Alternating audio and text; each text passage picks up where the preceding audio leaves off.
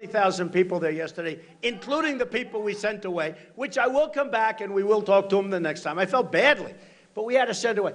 So here you have this huge arena. I didn't see one shot. I watched this CNN. It was sickening to watch it. I didn't see one shot. It's focused on my face. Focus, focus. They don't do one damn shot of the crowd. They don't do one shot. I didn't see, it's true. No, it's terrible. Terrible. I didn't see, I mean, think of it. Here we are, we fill, I guess it's a basketball arena, big arena, beautiful arena, and it's packed, packed. So many, I mean, thousands of people. No, I'm sorry, you can't come in. They're going like crazy. The place is packed. Not one shot from these sleazebags back there. Not one, think of it. Not one shot showing the crowd. No, think of it. Not one single shot. No, I tell you, they're the worst. And you know what? It's purpose. I'll guarantee you one thing. If it were empty, they'd be showing those seats all over the place. They'd be showing. And the problem, and the thing I like, when we have the protesters, the only time the camera moves is when there's a protester, because that's like a negative thing. Actually, I love protesters but the reason I like them is because these guys operating, I watched yesterday, that guy, and I think it's CNN, but I don't know. They were just fixated on me, all the cameras. Look at all those cameras back there, like the Academy Awards. Every time I make a speech, it's live. These other guys come in, I won't mention, but my competitors, you know, up and down the line, including Hillary, by the way. She comes in, there's like 38 people. Boring, very boring. Very, very boring. But you know what? They'll have like 109 people. Look at this crowd. If one of the other folks were here, what do you have, like 59 people, and they'd use a conference room. Look at the crowd. But I have to tell you, though, yesterday in particular, so we have this arena, it's full. And I'm telling them, turn your cameras, and I just see the cameras never move, you know, never move. And their bosses, I don't even blame those guys, their bosses tell them, don't move it. So you go home and you want to see, I didn't see one shot. You didn't see that. Now, you heard the purr. It's like, you know, like Michael Jordan or LeBron playing basketball. You know, you hear this purr. So you know there's a hell of a lot of people. That's not like a 200-person crowd. But here we have this arena that's packed, and not one single camera shot of the arena. It's disgusting. And they do it. And then this guy, this wacko Bernie Sanders, who wants to, by the way, wants to bring your taxes to 90%, okay? He says, everything's free, everything's free. The only problem is you're going to pay 90%. You know, it's free, except when you have to pay your tax. But he had 3,000 people in a certain location. And they said, he had a massive crowd, 3,000 people. It was unbelievable. And I have an arena that's packed and they don't mention it. It really is unfair, okay? Okay. You know what? The good news is my audience and my people. You know, one of the things that come out of the polls, I'm winning like all of the polls. One of the things, and by a lot. I actually saw somebody today on Fox, a woman that I hadn't seen before, but I like her very much. They asked her, they said, what's going on? Because we had a big poll in New Hampshire. New Hampshire's great. We just got a great poll in Iowa. Just came out 10 minutes ago. Emerson College, very important, great college. Trump 33, Cruz 23. Nice. Nice. Wow. And they just came out in North Carolina. Trump 38, Cruz is second at 16, and Cruz is going down. He's going down. No, he's having a hard time. He looks like a nervous wreck. He's going down. He had his moment. He had his moment. He had his moment and he blew it. But he's, you know. You know, honestly, look. You know, it's one thing to be like a very, you know, like a tough guy. We're all tough people. You got to be able to get along a little bit with people, right? You can't be so strident where he goes, not one Republican senator. Here's a senator. And by the way, if it weren't for Sarah Palin, he would not be a senator, just so you understand. He was at 2%, and then she came on, and he did fine. I mean, honestly, Sarah brought him over the line. But here's a United States senator, Republican, doesn't have support of one other Republican senator. There's something wrong there. And I can tell you, they like me, those guys, and there's nothing wrong with that, folks. We got to make deals. You know, we don't want to sign executive orders. We want to make deals. We want to make the right deals. But you know where I really want to make the deals? I want to stop China, and I want to stop all these countries from ripping the hell out of us. They are ripping us off like you have never seen. We have a trade deficit with China over $500 billion. You believe that? $500 billion. Now, I like China. I like the Chinese people. They're wonderful. I sell them apartments. I rent space to them. I have the largest bank in the world from China is one of my tenants. They pay me a hell of a lot of money. They're a great bank. In fact, every time their lease comes up, I said, they're not really going to stay, are they? I just admit. They said, of course. They didn't even know what I'm talking about. They said, of course we're going to stay. The reason is they're not insulted because they know I'm telling the truth. When I say that the Chinese leaders are too smart and too cunning for our leaders, this massive bank, you can check it out. I won't embarrass them. I mean, I'm going bad enough. By the way, it's the largest bank in the world, okay? The rest you can figure. Citibank is like this by comparison. This is the largest bank in the world. And every time I see them for an extension, I say, they love the place. And I say, really, you're going to say, I don't want to bring it up. You know, I'm a negotiator, unlike Kerry, where he gives away the store. I say, oh, you're going to stay? Oh, good. I don't want to say, gee, you're not staying, are you? After all the bad things I say about you, you're not staying. No, I don't do that. I say, oh, you're staying. That's excellent. So we signed a new extension. And I said to him, you like the, oh, we love it. Now, with all I say about China, and again, I have a great relationship with China. I have a great relationship with Mexico. I love the Mexican people, love them. But their leaders are killing us at the border. They're killing us on trade. Nabisco is moving into Mexico with their big plant from Chicago, which means what? No more Oreos. No more Oreos. No more Oreos. Oh, it's going to be tough getting off Oreos. Well, I never liked Mexican water, to be honest with you, so probably not going to eat them anyway. I don't want Oreos made in Mexico. Right? So it's good. We'll stay away from Oreos. It's one thing we don't have to eat. So anyway, so we just got those numbers. That's so fantastic. 33-23, North Carolina 38-16. Every poll. Every poll. And they had the woman on Fox a little while ago, just as I was leaving. And she said she can never remember anybody having the kind of lead that Trump has, okay? Never remember. And I said probably an incumbent president, like Ronald Reagan as an incumbent, had to have a great lead. I don't think anybody ran against him. But let's say outside of that, she said it's the biggest lead she's ever seen. Just on. I like the woman very much. Please get me her number. I want to write her a thank you. Now, just so you understand, don't take it for granted. Okay, I'm a closer. We're going to close. We're going to start winning so much, just like the video. We're going to win and win and win. So I don't want to talk about it. I don't like talking about victory before victory. And so important to me is Iowa. Everyone said, oh, don't talk about it, because if you should come in second or third, in other words, you do well, they're going to say, big loss, big loss. I had this jokester on who represents Cruz, somebody named Amanda Carpenter. I mean, she said, if he doesn't win by double digits, it will be a loss. I'll take a win by 1 vote, folks. Okay?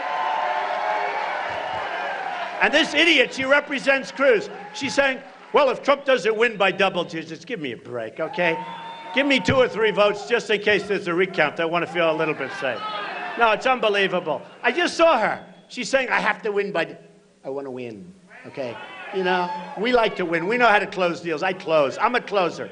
Even in sports, I've always been a closer. I win club championships. You got to know how to close. Our country doesn't have closers. Our country doesn't have winners. We have losers. We have guys that represent us and people that shouldn't be up there. We have political hacks negotiating with China, with Vietnam, with Japan, with Mexico, with all of these countries that are making a fortune off our stupidity. It's not going to happen anymore.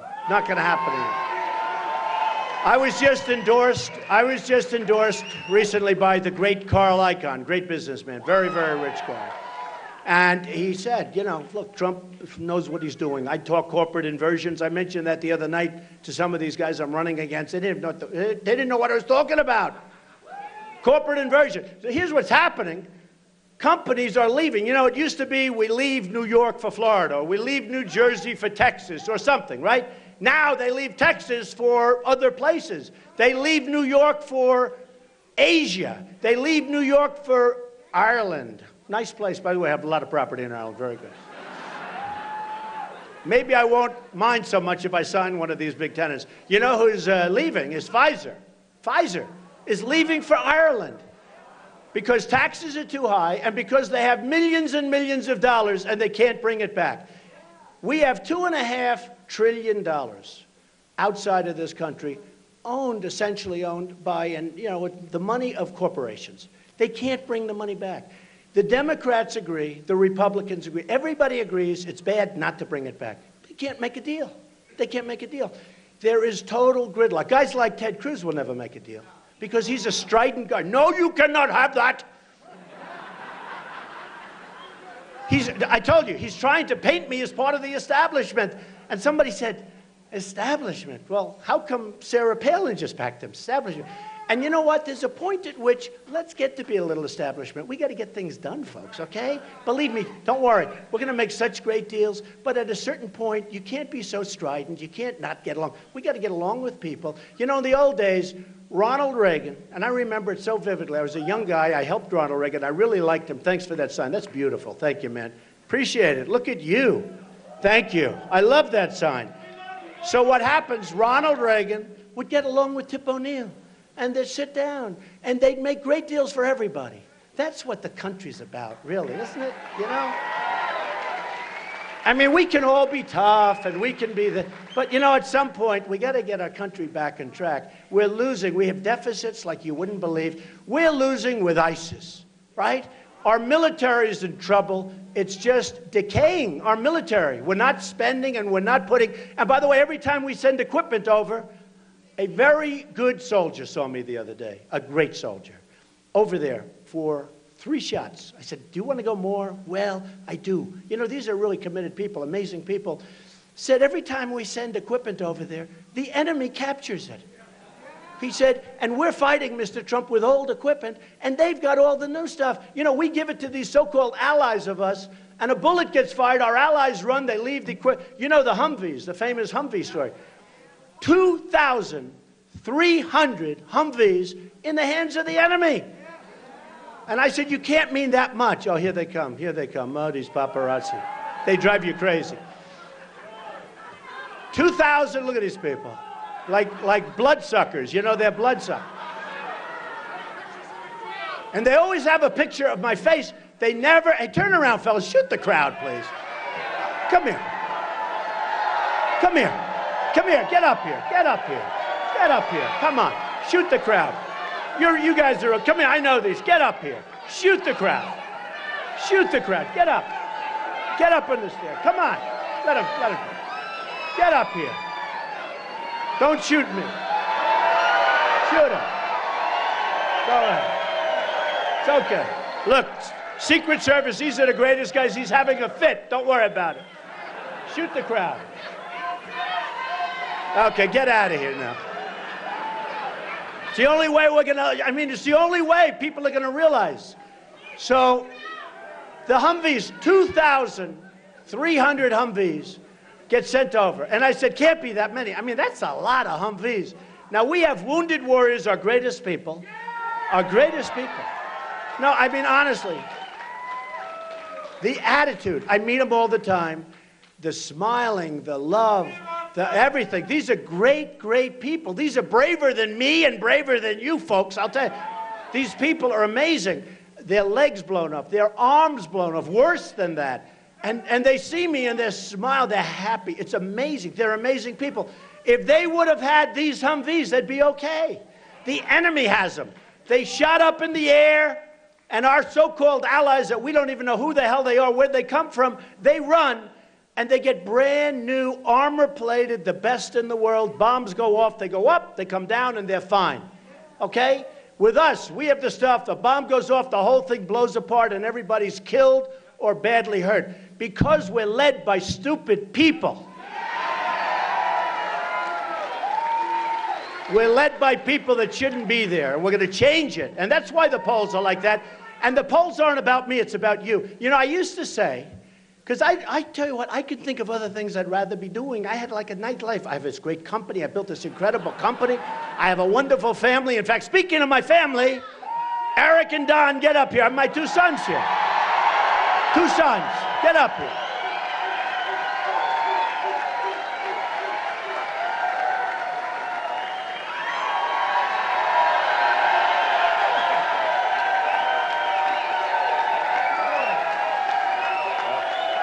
I could get used to this. I don't know. It's, you know, you can't give a Trump a mic and not expect us to take our turn. So it's amazing to see all the support you guys have given my father. It really is. It's just incredible to see the reaction he's gotten across the country with real Americans who care about this country. He's an incredible businessman. He's an incredible deal maker. He's a winner, and more importantly, he's a great guy and a great dad. He's always been there for us, and he's going to be there for you guys. So thank you for all the support, and I'll give you back to him. Thanks, son. Wow. Well, guys, when I see this crowd, I'm so proud of our father. He is such an amazing guy. I mean, he's our best friend. We work with him every day. Don said in terms of negotiator and deal maker. He's a special guy. I love him too, so thank you. And thank you guys for your support. It means the world to myself, my family, Don, everybody. Thank you. Thank you.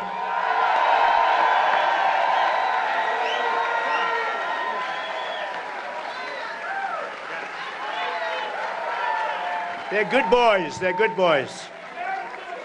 They're good boys. And they're members of the NRA, by the way. They're good shots. Big members. They're big members. They love it. They love the NRA, actually. And we're going to save the Second Amendment, folks. We're not going to be doing anything. They want to take it away. We're going to save it. You listen to Hillary. I mean, you're not going to have a Second Amendment by the time she finishes. I don't know that she gets to the starting gate, to be honest with you. I'm not so sure. I'm not so sure she gets to the starting gate. She's got a lot of problems. But I was looking today. I mean, the problem she has. So a couple of things. You know, when you talk about the Second Amendment, a lot of things change. I did this journey, and it really is a journey. It's not what I wanted to do. We thought, hopefully, I backed John McCain. It didn't work out. A tough time because, look, for him to have won, I'm not sure Abe Lincoln could have won at that particular point, okay? That was a tough time. But Romney should have won. We would have, I mean, we should have had a victory. Something happened, I don't know. And say what you want about Obama. He was on Jay Leno. He was on Letterman. He was all over the place. I kept saying, where's our candidate? And anyway, and it ended up being a big fat loss. You had guys like Karl Rove that don't know what the hell they're doing, and they're leading this charge.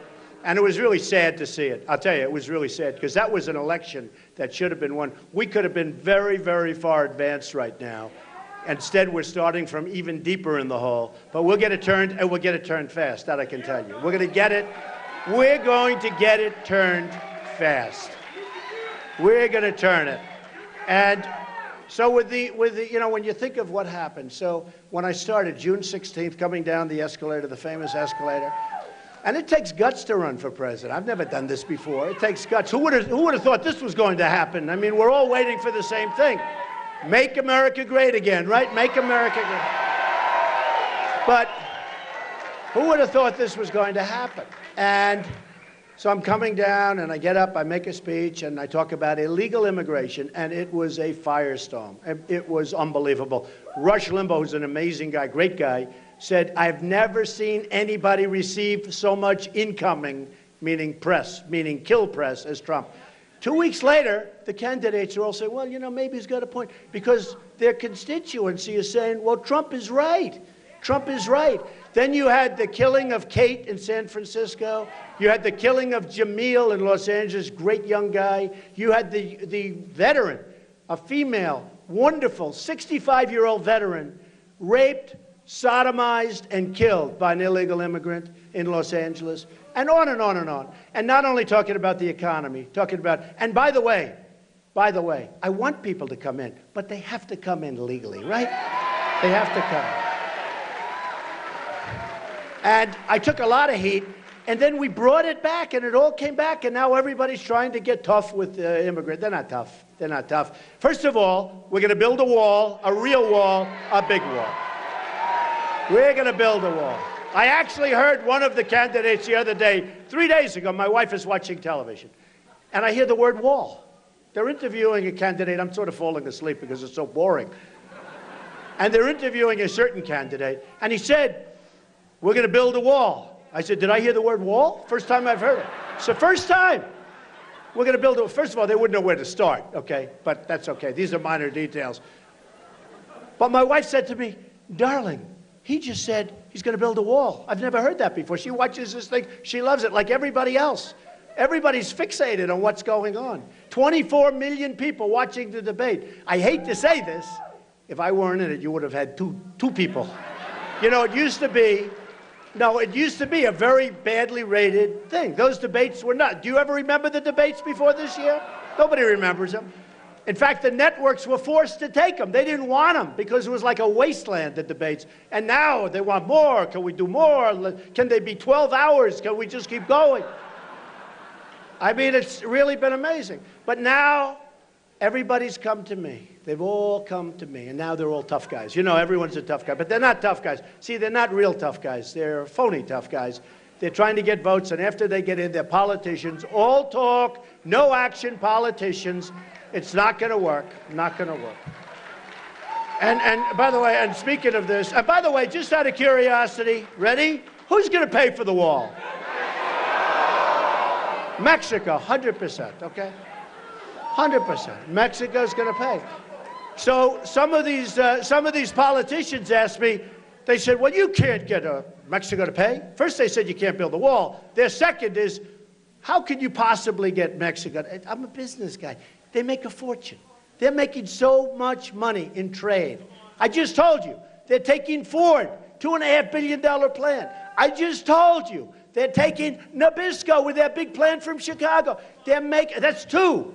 They took a big plant out of Tennessee. Tennessee's an amazing place, a great state. I love the people of Tennessee. They're all set to sign this big contract with a foreign automaker.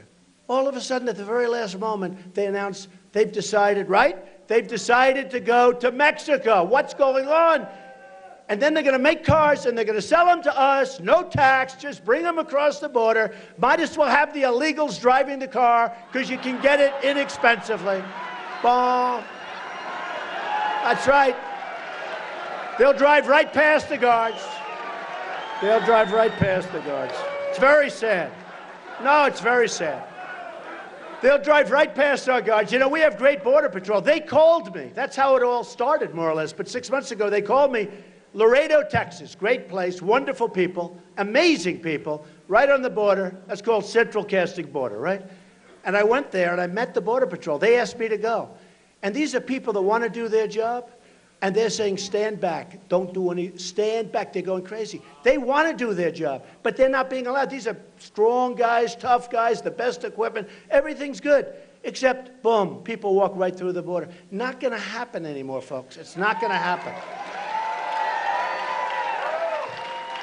It's not going to happen. And the whole thing with the anchor baby. Remember when I brought up anchor baby? They all said, oh, if you're born on our land, we take care of you for the rest of your lives. We're wrong. They're wrong. So I started saying, can't be. Because our founders were very smart people. It can't be. And if it were, we're one of the only countries where that is. By the way, try having a baby in Mexico and saying, congratulations, this baby is a citizen of Mexico.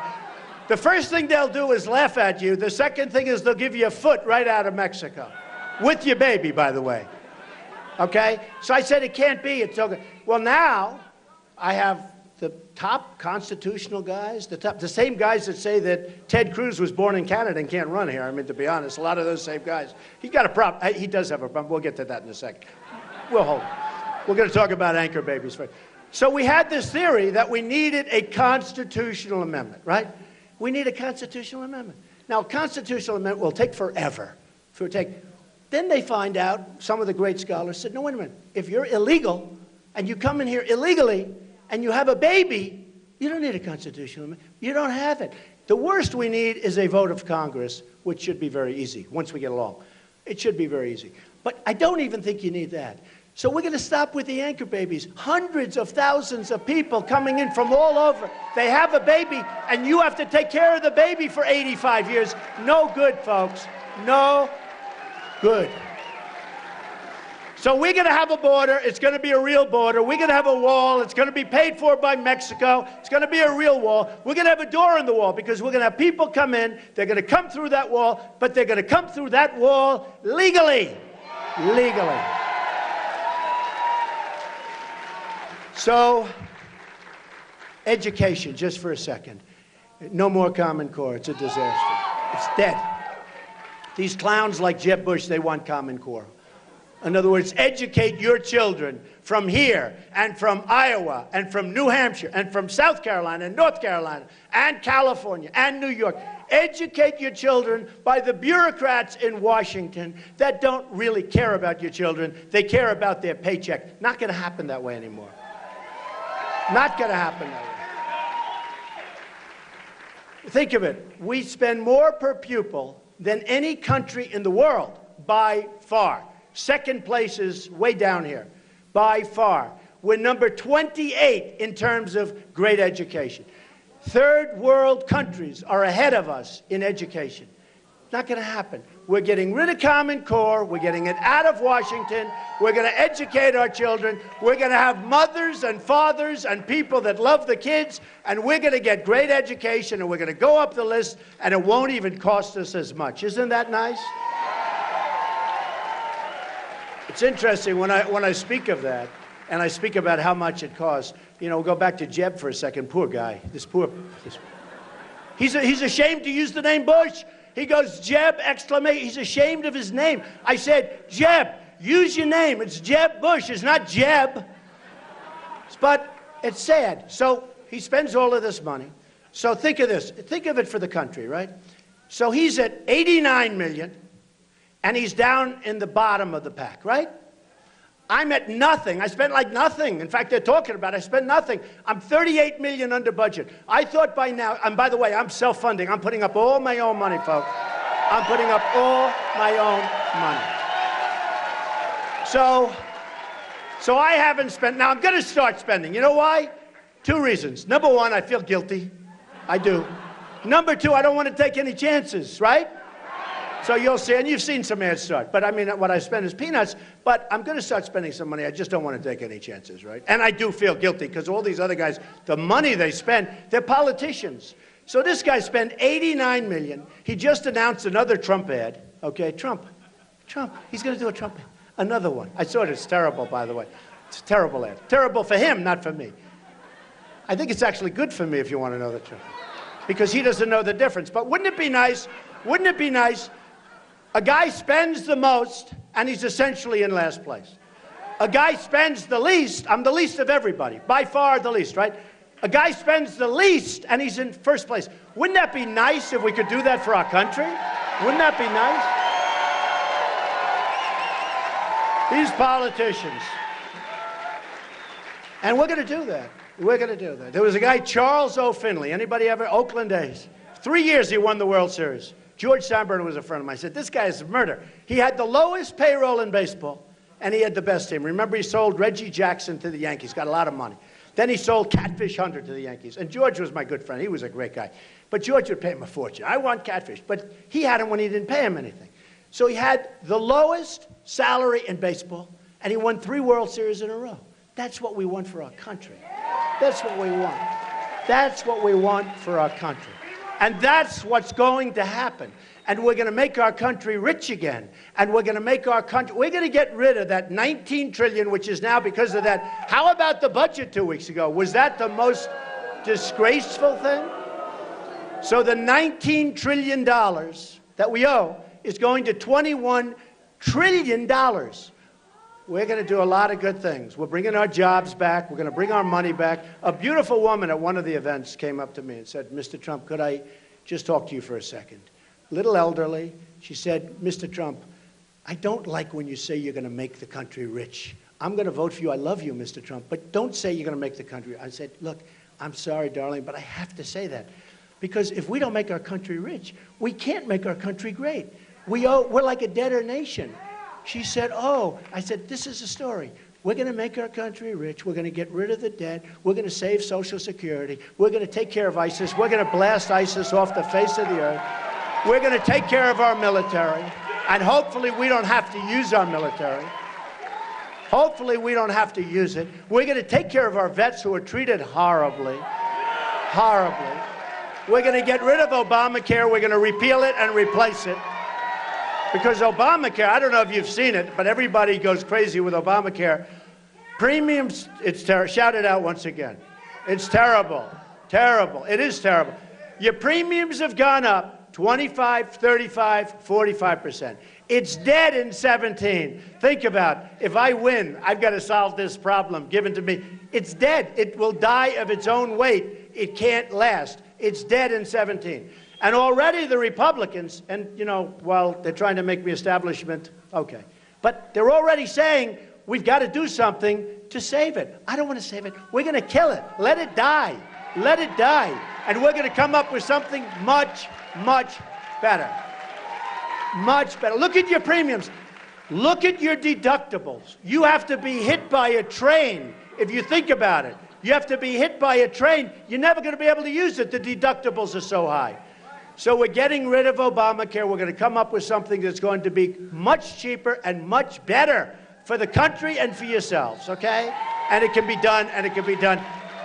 You know, the problem with Obama and Obamacare is the insurance companies and other special interests are making a fortune, just so you understand. That's why you still have the lines around each state. That's why if I want to bid from my building in Las Vegas, I want to bid all over. I can't. I got a couple of guys, maybe if I'm lucky. If I'm lucky. So what we have is we're going to have an amazing system. We're going to, and I say this, and I'm starting to say it more. Look at all these people in this corner. Look at that. Oh, that guy's having a good time. Boy, are you comfortable over there? On June 16th, I came out and I said all of the things that I just said. Then we had the attack in Paris. And then I made a statement. We talked about radical Islamic terror. Radical Islamic terror. Do you hear that, President Obama? Radical Islamic terror. We have a president that refuses to use the words. He refuses to use the phrase. And unless you're going to talk about it, folks, you're never going to solve a very, very serious and horrible problem. There is tremendous hatred going, not only here, all over the world. And I have Muslim friends that call me, and these are great people. They're really great people. And they say, Donald, you've done a tremendous service. And not all of them say that to me, I'll be honest with you. Some of them aren't exactly thrilled. But many of them are. They said, you've exposed something, and you're the only one with the guts to talk about it. Nobody else wants to talk about it. So we can't live.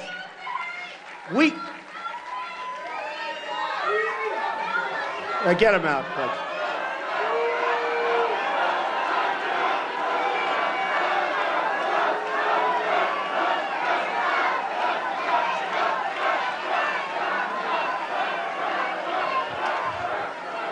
So sad, right?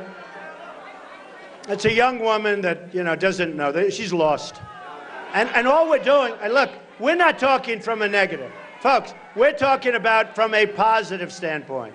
That's all right. Leave her jacket there. You don't have to bring it back. The hell with her. The hell with her.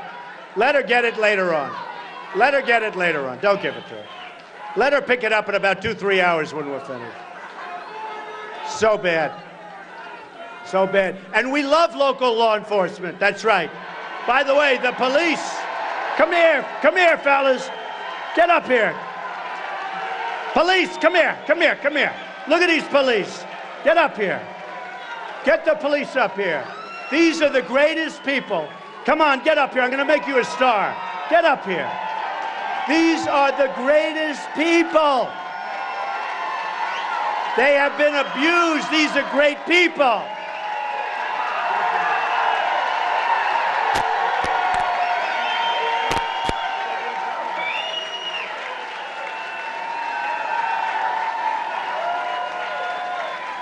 The police are great people. They've been abused.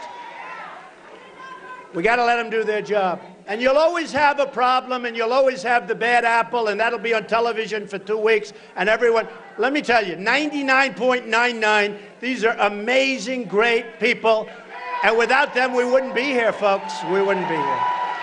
The police all over the country, they're great people. I know them well. I've had so many endorsements from police departments. I mean, it's been incredible. So many endorsements. But we have to respect our police, and everybody has to respect law and order. They have to respect it. Without that, we don't have a country. So I started talking about, as you know, illegal immigration. I started talking about trade. I started talking about the different things. The border, very important. Then after Paris, it all changed. And CNN came out with a poll. And it was who can best handle ISIS. And it was Trump by a lot. And who's the best in terms of the border and security? It was Trump by a lot. And who's the best leader? It was Trump by a lot. By a lot. And who's the best for the economy? It was Trump by unbelievable amounts. The only thing I did bad on was my personality. Can you believe it? It's true. They didn't say I was the nicest person. But you know what? I am a nice person. Believe me, I love people. I am a nice person. But can I tell you what? It doesn't matter. That doesn't matter. To me, that's the least. We need toughness. We need competence. We have to bring back our businesses. We have to build up our military. So big, so strong. Nobody's going to mess with us anymore. Nobody. Nobody. So honestly, an amazing phenomenon has taken place. This week we're on the cover of Time magazine. A really great story. I can't believe it. Time magazine, I've been on the number of covers of Time. Time magazine did a story this week by a writer that was so good. And he talked about this phenomena that we have. This is a phenomenon. It basically is people that, and it's explained so well. Go out and get it. Go out and get it. I'm talking. You don't even see me. It's just me talking. It's a picture from the back. And in fact, I noticed I don't have a bald spot. I was so happy. But it's a picture of me talking to a massive crowd of people. And basically it's talking, thank you, darling. Oh, there it is. Give me that magazine. Give me that magazine. Give me that magazine. They deserve it. Generally, I don't like Time magazine. And this week I happen to like it very much. That's the magazine. Go out and get it. Unbelievable. Thank you, darling. Pretty good, right? So, it's a phenomenon. It's a phenomenon. The crowds are like this everywhere. The people are like this. You're from here, they're from there, but we're all the same. We want, thank you, we want something great. It's so simple. We want security. We want good jobs. We don't want to have the world take our economy. We have been ripped so badly. The greatest theft in the history of the world has been what China has done to us. They've taken our jobs. They've taken our money. They've taken everything. They have rebuilt China with our money. Remember that. Remember that. We have rebuilt China. We're going to take it back, folks. We're going to take a lot of things back. We're going to take a lot. And remember this. Remember this. Security. That's what's come up. Security. We're going to make our country secure again. Nobody feels secure anymore. Does anybody? Nobody feels secure. We're going to make our country great. We're going to make our country secure. We're going to make our country rich. Just to put it all together, what's our theme? Make America great again. I love you. We're going to win. We're going to win. We're going to start winning big. Thank you. I love you all. Thank you. Thank you. Thank you.